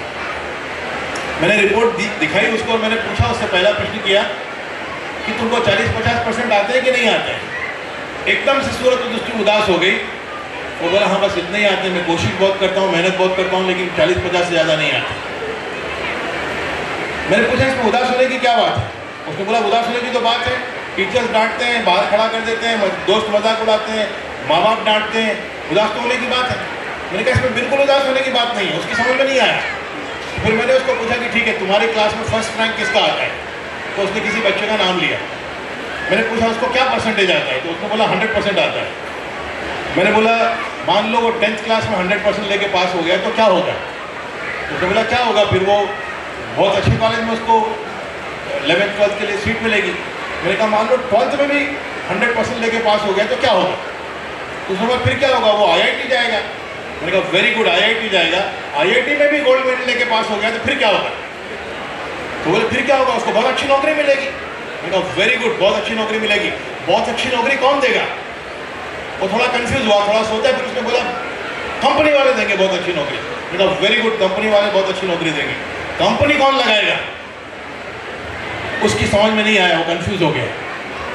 फिर मैंने उसको बोला कि कंपनी तुम लगाओगे, क्योंकि मैनेजमेंट लीडरशिप तुम्हारा अच्छा है। कंपनी तुम लगाओगे, तुम नौकरी देने वाले हो, तुम नौकरी मांगने वाले नहीं हो। धीरूभाई अंबानी के पास कोई PhD नहीं है, कोई गोल्ड मेडल नहीं है, जमनादास बजाज के पास नहीं है, GD बिरला के पास नहीं था, आदित्य बिरला के पास नहीं था, कुमार मंगलम के पास भी नहीं है, और उनके पास 10,000 PhD काम करते हैं। उनके पास मैनेजमेंट और लीडरशिप की क्षमता है। कंपनी तुम लगाओगे, तुम नौकरी दोगे, तुम मांगने वाले नहीं हो। पर नौकरी देने के लिए, कंपनी लगाने के लिए तुमको बहुत अच्छे कॉलेज से MBA करना पड़ेगा, और वहाँ एडमिशन के लिए स्कोर अच्छा चाहिए। इसलिए तुमको दूसरों से डबल ट्रिपल मेहनत करनी पड़ेगी, तब वहाँ सीट मिलेगी। पर वहाँ से जिस दिन तुम MBA करके आओगे, तुम्हारे पास गोल्ड मेडलिस्ट, तुम्हारे पास PhD काम करेंगे। हम बच्चों को जज करते हैं केवल उनकी प्रोग्रेस रिपोर्ट के आधार पर, और प्रोग्रेस रिपोर्ट केवल एक ब्रेन का हिस्सा मापती है, लॉजिक और लैंग्वेज, ये एक ही हिस्सा। कितने जीनियस ऐसे हैं जिनका टैलेंट यदि नहीं पहचाना जाता तो वो कभी समय की गर्त में गुम ही हो जाते। लता मंगेशकर जिंदगी में स्कूल कभी नहीं गई, वो केवल 30 दिन स्कूल गई है, जीनियस है। सचिन तेंदुलकर 8वीं में फेल हो गए थे, जीनियस है। उसका जीनियस सिंगिंग में है, इसका जीनियस स्पोर्ट्स में है। AR रहमान जीनियस है। ये जीनियस अलग अलग प्रकार के होते हैं। तो किस क्षेत्र में मेरा बच्चा जीनियस बन सकता है, वो क्षेत्र पहचानना और उसके लिए उसको सही ढंग से सारी सहायता देना, उसका डेवलपमेंट करना, ये पेरेंटिंग की रिस्पॉन्सिबिलिटी है। और ये टेस्ट जिसकी मैं बात कर रहा हूँ, रीजन एनालिसिस, ये उस जीनियस के एरिया को पहचानने का टेस्ट है। और फिर उसके लिए जो प्रिपरेशन करनी है वो करने की गाइडेंस आपको इस रिपोर्ट की काउंसलिंग में मिलेगी। और इसके बाद पेरेंटल गाइडेंस, ये बहुत ही महत्वपूर्ण बात है कि पेरेंट को किस उम्र में बच्चे के साथ क्या व्यवहार करना है, उसको कैसे हैंडल करना है। और ये बात अगर आपको पता नहीं हो तो आप बहुत मिस कर सकते हो अपने बच्चे की लाइफ में। आज से कोई 10-11 साल पहले मेरी बड़ी लड़की पूना में दी हुई है, और उसकी लड़की थी नंदिनी, वो उस समय 10 साल की थी। तो मेरी लड़की ने घबरा के मेरे को फ़ोन किया और पूछा मुझसे कि पापा ये नंदिनी आजकल बहुत अजीब अजीब सवाल कर रही है, मेरे समझ में नहीं आ रहा है कि इसको मैं क्या जवाब दूं। मैंने पूछा क्या सवाल कर रही है? उसने बोला आज उसने मेरे से पूछा कि मामा सेक्सी शब्द का क्या अर्थ है। मैंने कहा तुमने क्या उत्तर दिया? उसने कहा मैंने कहा ऐसी गंदी बातें मेरे से मत करो। मैंने कहा इससे गलत उत्तर हो ही नहीं सकता। उसने कहा क्यों? मैंने कहा तुमने उसको उत्तर नहीं दिया, उसके माइंड में ये तो डाल दिया कि ये गंदा शब्द है, और उसको उत्तर तो चाहिए, किसी और से पूछेगी, वो कोई और उसको सही उत्तर देगा, इसका कंट्रोल तुम्हारे पास नहीं है। तो उसने कहा फिर मैं कैसे हैंडल करूँ इसको? मैंने कहा उसमें क्या प्रॉब्लम है, उसको जैसे समझ में आता है वैसे समझाना चाहिए। मुझे पूछा नहीं आप मेरे को समझाओ, मैं पूछ रही हूँ आपको, आप समझो कि मैं नंदिनी हूँ, आप मम्मा हो, मैं पूछ रही हूँ मामा सेक्सी शब्द का क्या अर्थ है? मैंने कहा मैं नंदिनी से ये कहूँगा कि बेटा पार्टी जाते हैं मम्मा पापा और तुम साथ में सज सज के जाती हो पार्टी में, तो मम्मा क्या बोलती है कि नंदिनी कैसी दिख रही है? वो बोलेगी नंदिनी की मम्मा आप बोलते हो नंदिनी बहुत प्रिटी दिख रही है।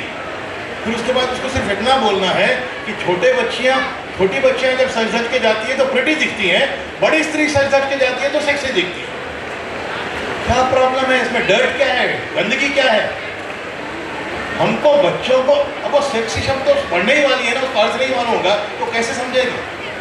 एक पेरेंट आया मेरे पास स्कूल में बहुत घबरा के दौड़ते हुए, और उसने पूछा सर कितना गंदा गाना बाहर बज रहा है, कितना गंदा। मैंने बोला कौन सा गंदा गाना बज रहा है? उसने पूछा वो गाना बज रहा है चोली के पीछे क्या है।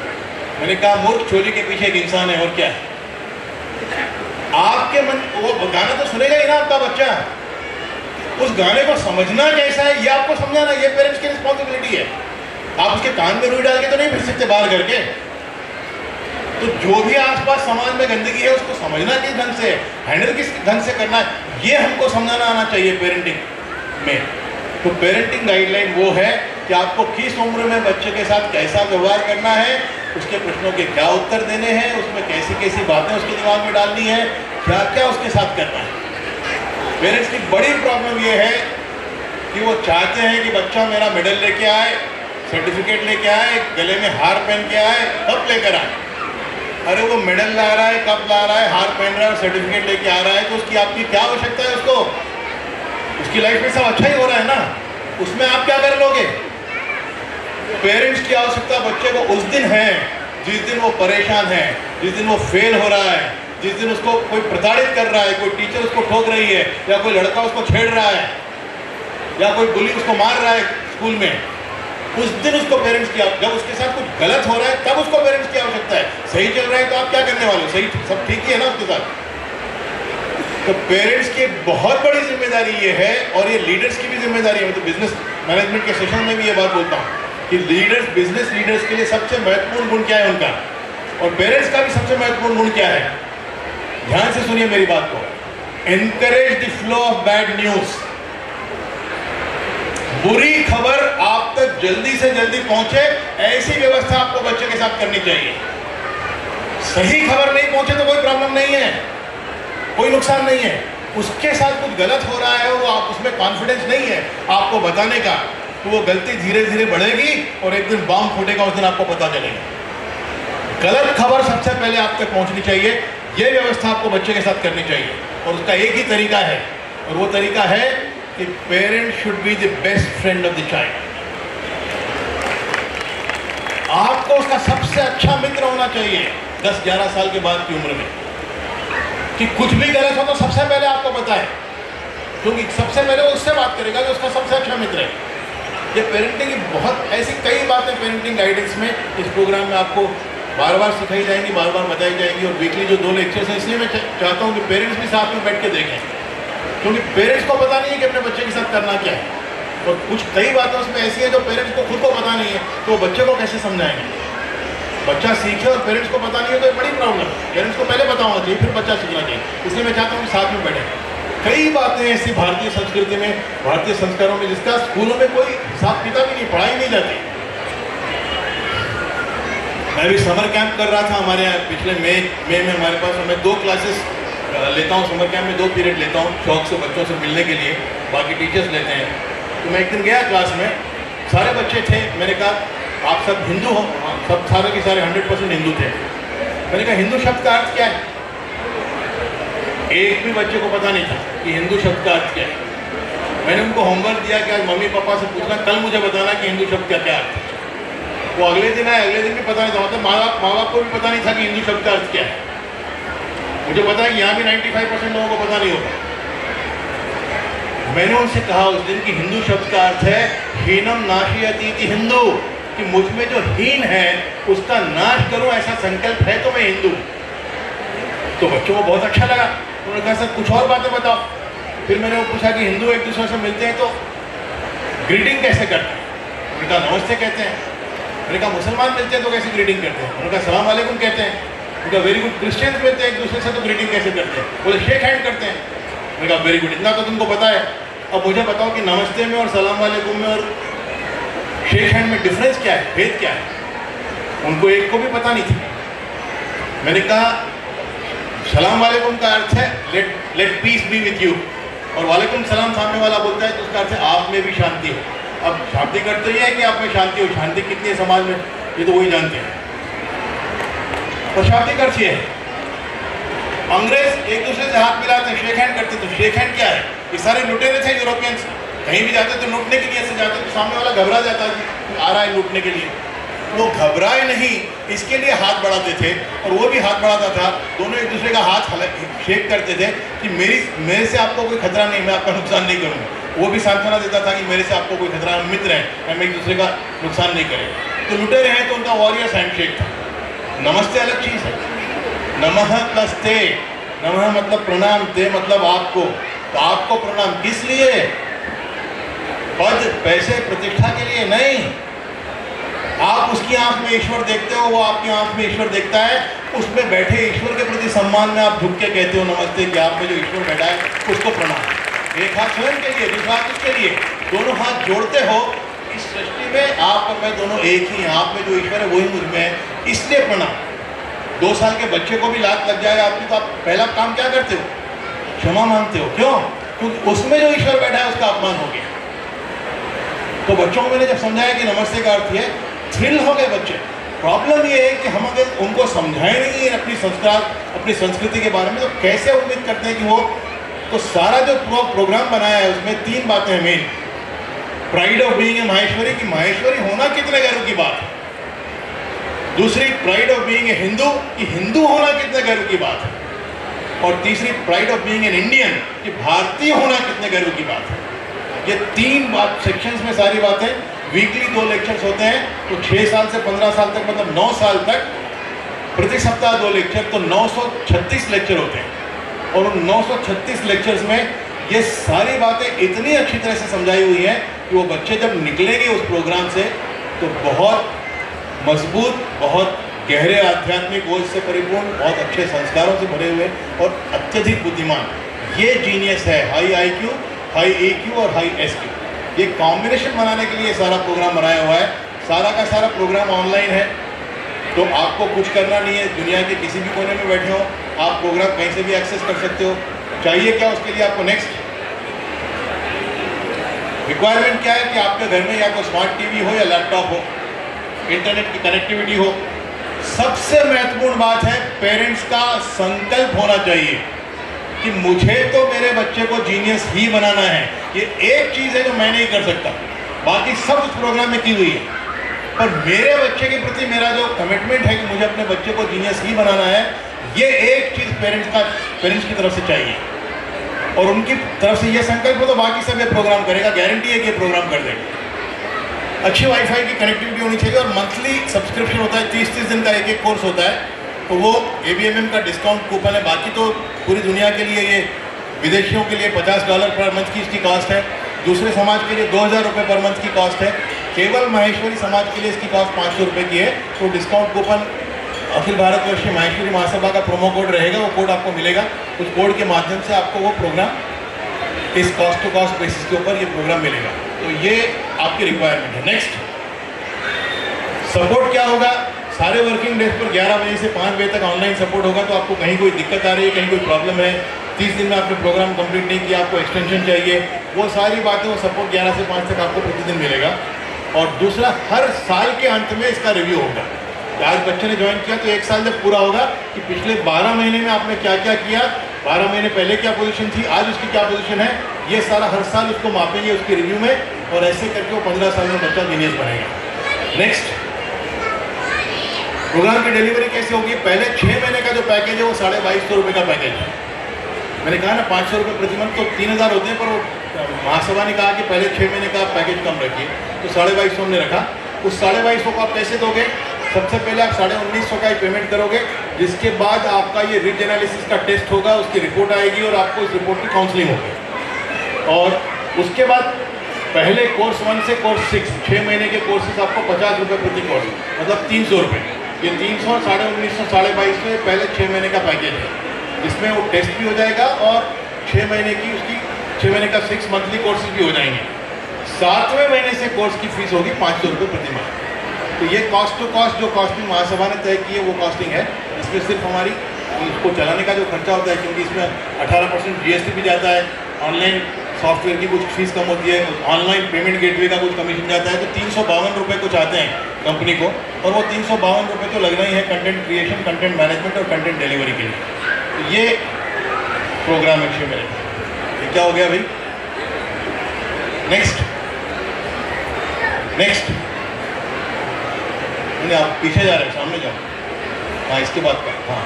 तो ये 1950 रुपये आप जीपे से इस नंबर पर पे कर सकते हो, ये मेरा नंबर है, या इस बैंक अकाउंट में पे कर सकते हो। तो ऊपर एक जीपे का नंबर है, उसके नीचे बैंक अकाउंट का नंबर है। तीसरा, इसका स्क्रीनशॉट पेमेंट के बाद आपको इस नंबर पर भेजना है। वहाँ से आपको फिर इंस्ट्रक्शंस आएंगे कि फिंगरप्रिंट्स फोटोग्राफ्स लेकर भेजनी पड़ती है। आप मोबाइल फ़ोन से फोटोग्राफ ले सकते हो और लेकर फोटोग्राफ भेज सकते हो, ईमेल कर सकते हो। और उसके बाद वो फिंगरप्रिंट्स मिलने के बाद रिपोर्ट आपको मेल होगी। एक रिपोर्ट हमारे काउंसलर के पास जाएगी या मेरे पास आएगी, और उसके बाद वीडियो कॉल होगा जिसके अंदर आपको रिपोर्ट की काउंसलिंग होगी। तो ये सारा कुछ प्रोग्राम डिलीवरी का तरीका है इसका। आपको करना ये है भी, आप ध्यान से मेरी बात सुन लीजिए और आप मेरा वो नंबर भी नोट कर लीजिए। आप एक नंबर, फ़ोन नंबर नोट करिए, ये जो बीच में दिया हुआ है ये नंबर आपको नोट करना है। इस नंबर पर आपको बच्चे का नाम, उसकी उम्र और लोकेशन भयंदर का, ये 3 चीज़ें आपको SMS करनी है या व्हाट्सएप करनी है। व्हाट्सएप भी करिए आप सारे। 9395360046 9395360046। इस नंबर पर आपको बच्चे का नाम, बच्चे की एज, ये ऊपर 48 तो पेमेंट के लिए है, ऊपर का नंबर मत देखिए। ये इस नंबर पे आपको अभी जो करना है इमीडिएटली प्रोग्राम में रजिस्ट्रेशन के लिए, वो बीच वाला यहाँ का नंबर देखिए 9395360046। इस नंबर पर आपको बच्चे का नाम, बच्चे की उम्र और लोकेशन भयंदर, ये 3 चीज़ें आपको व्हाट्सएप करनी है। वहाँ से आपको ये सारा नंबर आ जाएगा, जीपे का भी और बैंक अकाउंट का भी, वो डिटेल आपको आ जाएगा मोबाइल पे। उस पर आपको 1950 की पेमेंट करनी है और उसके बाद स्क्रीनशॉट आपको वापस उसी नंबर पे भेजना है 9395360046 के ऊपर। तो वहाँ से आपको रिपोर्ट बन के आएगी, वहाँ से सारी इंस्ट्रक्शन आएगी, फिर रिपोर्ट बन के आएगी, रिपोर्ट की काउंसलिंग होगी। उसके बाद मेन प्रोग्राम में ज्वाइन करने के लिए जो 50 रुपये प्रति माह 6 महीने तक है, वो ज्वाइन करने का तरीका क्या है, उसकी स्टेप बाय स्टेप इंस्ट्रक्शन बाद में आएगी रिपोर्ट की काउंसलिंग होने के बाद। ये तरीका है आपका इस प्रोग्राम में ज्वाइन करने का। Is this clear? 7वें महीने से प्रोग्राम की कॉस्ट होगी 500 रुपये प्रति माह। नेक्स्ट, थैंक यू, बहुत बहुत धन्यवाद, आप लोगों ने ध्यान से मेरी बात सुनी। मुझसे कहा गया था कि आप जा तो रहे हो, पर वो दिवाली मिलन का अनुकूल का प्रोग्राम है, उनका उस समय मूड कुछ और होता है, वो किसी और चीज़ में बिजी होते हैं। मैंने कहा किसी भी चीज़ में बिजी हो, सबसे महत्वपूर्ण बात माँ के लिए उसका बच्चा है, पिता के लिए उसका बच्चा है। जब बच्चे के भविष्य के बारे में कोई बात होगी तो मुझे विश्वास है कि वो बैठेंगे और ध्यान से सुनेंगे। आपने मेरे विश्वास को महत्व दिया और खरीब बात मेरी ठीक से सुनी। इन सब बातों के लिए बहुत बहुत धन्यवाद। और मेरे यहाँ आने से भयंदर की अगली पीढ़ी में कुछ नए संस्कार आ जाएं, कुछ नया अध्यात्म आ जाए, उनकी बुद्धिमत्ता थोड़ी बढ़ जाए और आपकी अगली पीढ़ी जीनियस बनने की दिशा में प्रोग्रेस करे, तो मुझे लगेगा कि मेरा यहाँ आना सार्थक हुआ। Thank you very much, God bless you. नमस्कार। अद्भुत, नॉलेजेबल और इंस्पिरेशनल सेशन। मैं धन्यवाद देना चाहूँगा श्री रमेश जी पतानी जी का कि उन्होंने अपना कीमती समय यहाँ लाकर दिया और हमारे स्वागत को स्वीकार किया। और मुझे लगता है कि इन सेशन से भाईश्वरी मंडल भाईंदर के सभी सदस्यों को कुछ न कुछ लाभ ज़रूर मिला होगा।